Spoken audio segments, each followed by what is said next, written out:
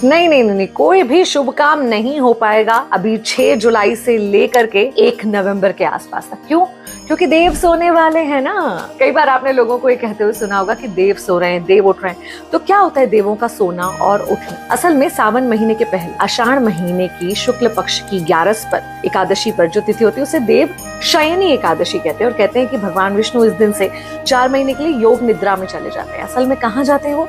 राजा बलि से जो उनका वादा हुआ था, जो प्रॉमिस हुआ था, उसके अकॉर्डिंग 4 महीने के लिए वो पाताल लोक में जाते हैं राजा बलि के पास। दिवाली के समय जब माता लक्ष्मी का आगमन होता है तो कहते हैं कि भगवान विष्णु अपनी योग निद्रा से उठ जाते हैं और वापस आ जाते हैं सृष्टि का कार्यभार संभालने के लिए। अब आप सोचोगे कि इन 4 महीने में सृष्टि को कौन संभाल रहा था? शिव जी, हमारे शिव जी संभाल रहे थे। तो लोगों ने मुझसे पूछा कि क्या विनी, इसका मतलब ये हुआ कि ये 4 महीने अशुभ होते हैं इसलिए कोई शुभ काम नहीं करते?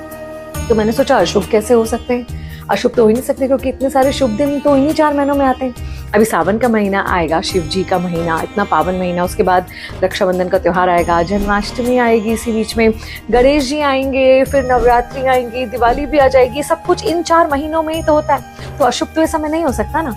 लेकिन शायद हमारे शास्त्रों से ये नियम बना दिया गया कि अभी ऑलरेडी हमारे पास सेलिब्रेशन के बहुत सारे मौके है ना, इतने सारे त्योहार आएंगे, हमारे पास सेलिब्रेट करने का, तैयार होने का, अपनों से मिलने के बहुत सारे मौके होंगे। शायद इसलिए सोचा होगा कि शादी वादी को अभी थोड़ा आगे खिसका देते हैं, भगवान विष्णु को भी थोड़ा छुट्टी दे देते हैं। और भगवान विष्णु जब देव उठनी 11 पर, दिवाली के 11 दिन बाद योग निद्रा से उठेंगे, उस दिन से शादी विवाह जैसे शुभ काम शुरू होंगे। माना जाता है कि उसी दिन 11 के दिन ही भगवान विष्णु ने लक्ष्मी जी से शादी की थी, इसलिए तब से शादी विवाह शुरू होते हैं। तो मुझे लगता है कि हमारा सनातन धर्म हमें ये सिखाता है कि बस हर्ष और उल्लास चलते रहना चाहिए, चाहे बहाने कोई भी हो।